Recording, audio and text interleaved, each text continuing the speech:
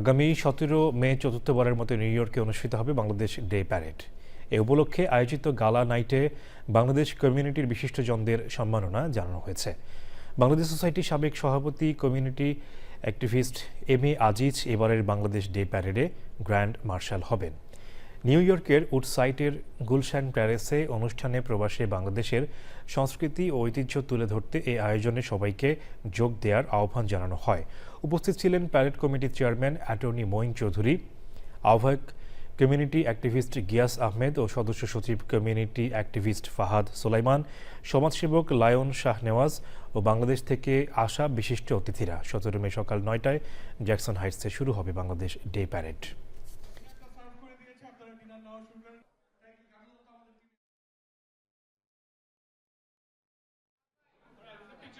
আমরা যে প্যারেডটা আমাদের হতে যাচ্ছে 17 তারিখে, বেসিক্যালি বাংলাদেশ ডে প্যারেড, এটা আমাদের বাংলাদেশিদের ডে প্যারেড এবং সকলের জন্য ডে প্যারেড। এখানে কোনো আমন্ত্রণের প্রয়োজন নাই, নিমন্ত্রণের প্রয়োজন নাই। আমরা সবাই এখানে একসাথে আসবো এবং আমরা প্যারেড করব।